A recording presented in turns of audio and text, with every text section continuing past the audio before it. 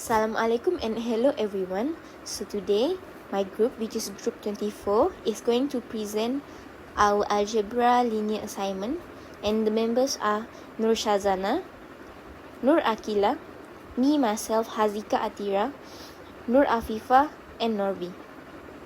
So the 3x3 non-diagonal symmetric matrix that we have chosen is A is equals to -1, 0, 1, 0, 0, 0, 1, 0, -1. So this matrix is clearly a non-diagonal matrix because we see that here there exists a non-zero value on the diagonal area.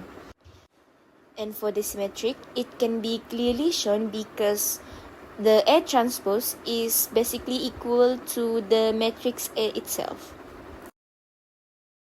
Obtain the eigenvalues and eigenvector of A.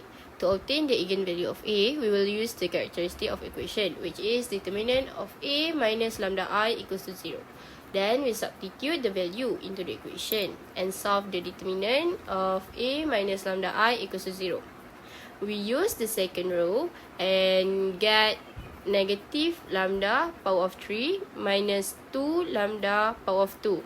And then we factorize the negative lambda and we get negative lambda bracket lambda power of 2 plus 2 lambda. So we obtain that lambda 1 equals to 0, lambda 2 equals to 0 and lambda 3 equals to -2. Therefore, the eigenvalues for A are 0 and -2. Next, for eigenvalue lambda equals to 0, we will substitute the lambda equals to 0 into the equation A minus lambda I x equals to 0 vector and change it into augmented matrix form and solve it until we got the matrix in REF form. Therefore, when we get it into REF form, we will get x1 minus x3 equals to 0. Since x1 is the only one the leading variables and x2 and x3 are free variables, so we let x2 equals to s and x3 equals to t. As we know that x1 minus x3 equals to 0, so x1 is equal to t. So we get the solution space of x is t as t, and we factorize s and t and we get s 0, 1, 0 plus t 1, 0, 1.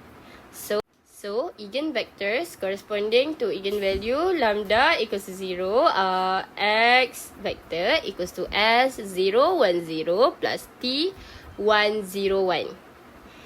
Next, for eigenvalue lambda equals to -2, we will substitute the lambda equals -2 into the equation A minus lambda I x equals to 0 vector and change it into augmented matrix form and solve it until we got the matrix in REF form.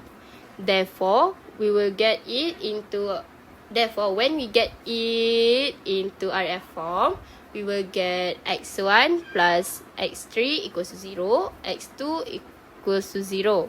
Since x1 and x2 is a leading variable and x3 is a free variable, we let the x3 equals to 3.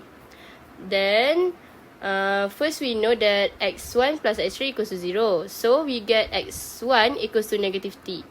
So, we get the solution space of x is -t, 0 and t. And we factorize the t and we get -1, 0, 1. So, the eigenvectors corresponding to eigenvalue lambda equals to 2 are x equals to t, -1, 0, and 1. The question asks to use P that diagonalize A to calculate A power of 17. P that diagonalize A can be obtained from the eigenvector. So, P that diagonalize A is equal to this. And then, to obtain A power of 17, we can use the formula A power of K is equal to P times D power of K times P inverse. So, to obtain A power of 17, we can write it as A power of 17 is equal to P times D power of 17 times P inverse. We already get P. Then, to obtain D power of 17, we need to put the eigenvalue in the main diagonal form. Our eigenvalue that we obtain is 0, 0 and negative 2. Then, we need to power them by 17. Lastly, for the P inverse, we can get by this following procedure, which is adjoin the identity matrix to the right side of P to produce matrix. And then, apply row operation to this matrix until the left side is reduced to identity. So, the final matrix will have the form of left side is at identity and the right side is P inverse. After we obtain all of this, we just write in the form of the formula. So, A power of 17 can be obtained by this. So, if we continue the step to find the value for matrix A power of 17, we obtain the answer down here. For question 3, find P prime that orthogonally diagonalize A using the Gram-Schmidt process on the column of P from question 2 in R3 given the Euclidean inner product. To prove that P prime is orthogonally diagonalized, we need to show it is orthogonal and orthonormal. From P, we denote column P as element U1, U2, and U3. In order to show the orthogonal set in the Euclidean space R3, we need to calculate the inner product. We observe that all the inner product is equal to 0. Thus, is the orthogonal set. We need to normalize the set in order to create an orthonormal set from an orthogonal set. As we know that element U1, U2, U3 is orthogonal. Thus, U1 equal to V1, U2 equal to V2, U3 equal to V3. So, now we need to find the norm for each element V to obtain the orthonormal set V1, V2, V3. When the norm not equal to 1, which lead to the next step that to normalize them by the process of multiplying the reciprocal of the norm and the element itself. Thus, the orthonormal set is. So, I'm going to explain further about question number 4. So, this question asks to find P prime that orthogonally diagonalizes A using the Gram-Schmidt process on the columns of P from question number 2 in space R3 given in the weighted Euclidean inner product down below. So in this question, we use column from matrix P, which we denote as element P1, P2, and P3 that has been retrieved from matrix P from previous answer. So, the first thing that we do is to check whether this is orthogonal or not. If yes, then all we need to do is to make it orthonormal. So, what we do is by identifying the inner product for P1, P2, P1, P3, and P2, P3. We also uses the weighted Euclidean inner product that has been given in the questions. So, after calculating using the weighted Euclidean inner product formula that has been given, we know that the product for P1 and P3 is negative 2, which is not equal to 0. So, this shows that this matrix is not orthogonal by the definitions of inner product. So now, we have to use the Gram-Schmidt process in which we find the value of V, which we denote as Q here by using the formula given in the Gram-Schmidt process. Step 1, it said that Q1 is equals to P1, while for Q2, we need to use the formula which is P2 minus the inner product for P2, P1 divided by the square of the norm of Q1 and multiply it with Q1 that we have gained from the previous step. So, focusing on the norm for Q1, now the formula has shifted a little bit according to the weighted Euclidean inner product that has been given in the questions. So, make sure to use the weighted Euclidean inner product that has been given. So, we got the answer for Q2. Next, we find the element for Q3 also by using the formula in the Gram-Schmidt process, which is P3 minus the inner product for P3, P1, over the square norm of Q1 and multiply it with Q1, minus the inner product for P3, P2, over the norm of Q2 square, multiply with Q2. And again, don't forget, for the norm, use formula for weighted Euclidean inner product that has been given. So now, we have done calculating the Q elements, which is Q1, Q2, Q3. So now, we can write the orthogonal set as shown here. We can prove that this new element, which is Q1, Q2, Q3, is orthogonal by checking it using the inner product formula. So as you can see here, all the answer varied with the definitions of inner product, which is equals to 0, thus it is orthogonal. Moving on to the orthonormal, we need to check whether the orthogonal set, which is element Q1, Q2, Q3, are unit vector, where the norm for the elements are equals to 1. So, all we have to do is to equate each of the value of the element onto the norm formula, and not to forget to use the right weighted Euclidean inner product formula. So, for norm of element Q1, we know that it is not unit vector because it's equal to 2, not equals to 1. Thus, all we need to do is by multiply 1 over the answer of the norm, which is true, into the elements of Q1 and get the answer as one of the set of the orthonormal set. Same goes to element Q2. We know that the norm is equals to square root 2. So we multiply 1 over square root 2 into the elements of Q2.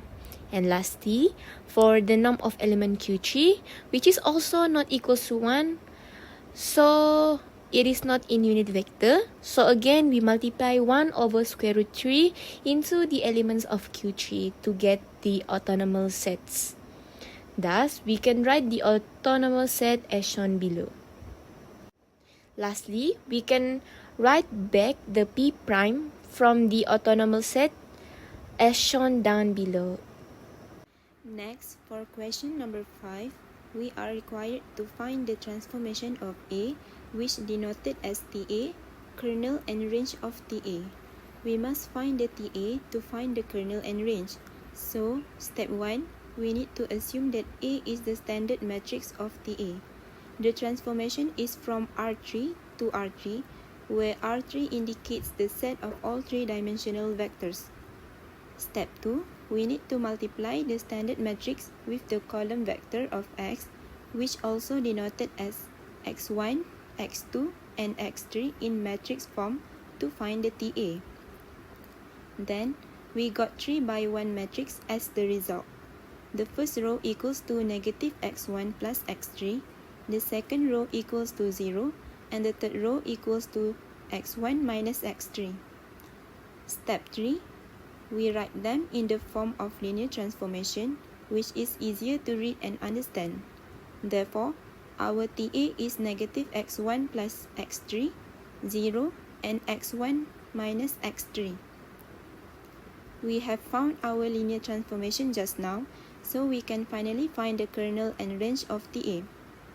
Theoretically, we know that the set of vectors in V, where V in our case is R3, that T maps into 0W, where W is R3, is called the kernel of TA. Therefore, in this case, we suppose that the linear transformation of TA is equals to 0.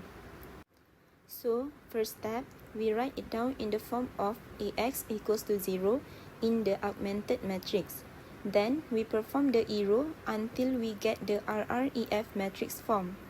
Next step, step 2, we must identify the leading variable and the free variable to solve the system of linear equation.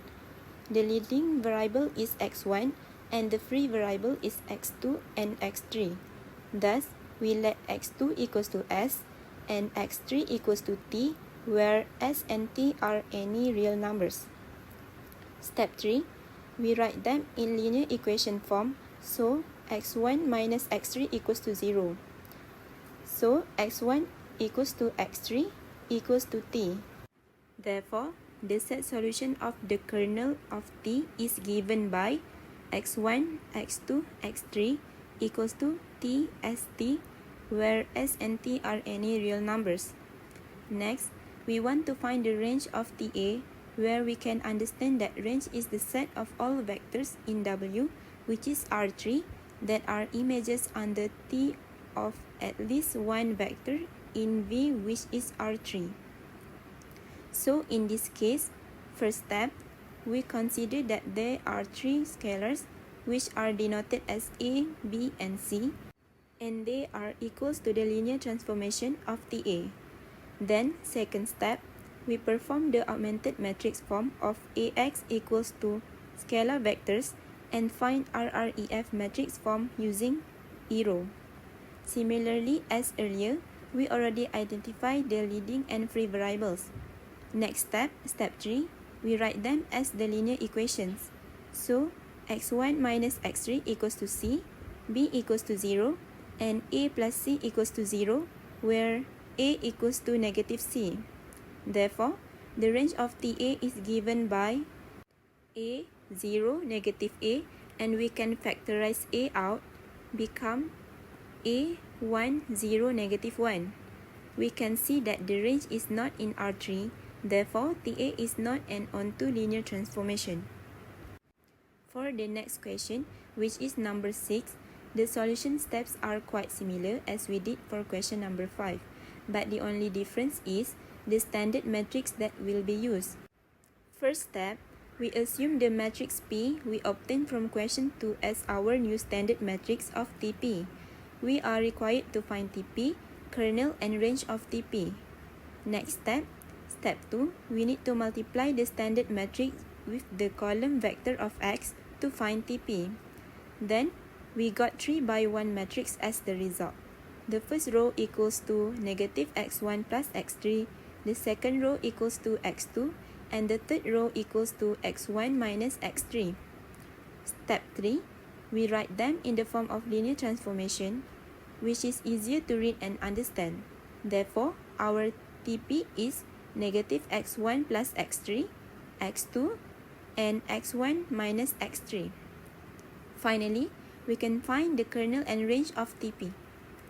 As we know that the set of vectors in V, which is R3, that T maps into 0W, which is 0R3, is the kernel of T. Therefore, in this case, we suppose that the linear transformation of TP is equals to 0. Then, step 4, we write it down in the form of AX equals to 0 in the augmented matrix. We perform the arrow until we get the RREF matrix form. Same as before, we need to identify leading and free variables. In this case, there are no free variable. So, x1 and x2 and x3 are all equals to 0. Therefore, the kernel of TP is given by x1, x2, x3 equals to 0, 0, 0. Next, we want to find the range of TP.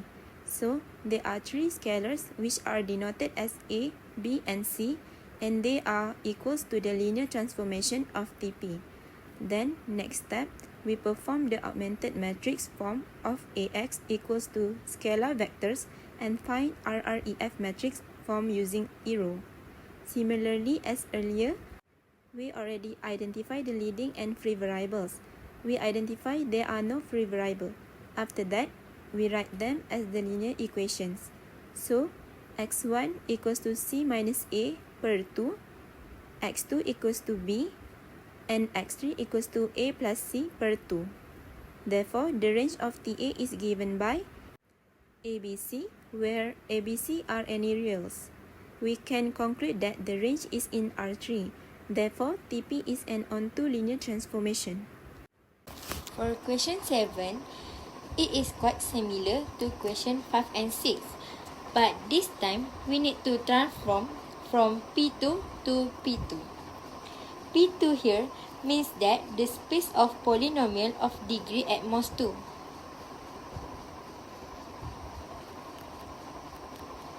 Then, we are asked to find TA, kernel and range of TA.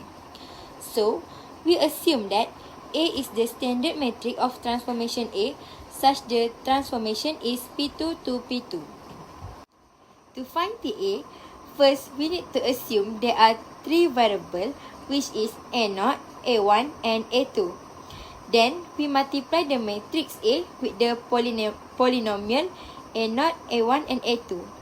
Then, we got negative A0 plus A2, 0 and A0 minus A2. We suppose that the linear transformation of TA is equal to 0 P2. Thus, we found out that the leading variable is A0 while the free variable is A1 and A2. Thus, we let A1 is equal to S and A2 is equal to T for any S and T is real number.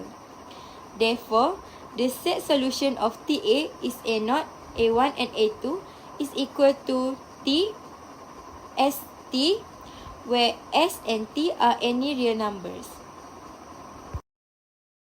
Next, we want to find the range of TA, where we can understand that range is the set of all polynomials in W, which is P2, that are imaged under T of at least one polynomial set in V, which is P2. So, in this case, we consider that there are 3 scalars on the polynomial, which are denoted as B0, B1, B2, and they are equals to the linear transformation of TA.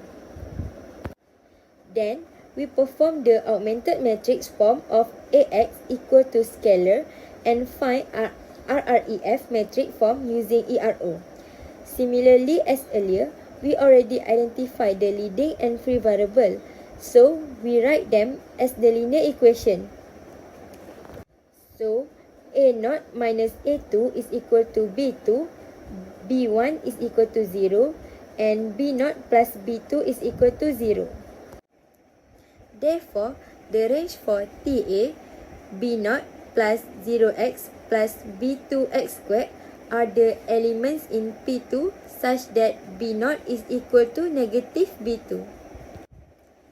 We can see that the range is not in P2, therefore TA is not an onto linear transformation.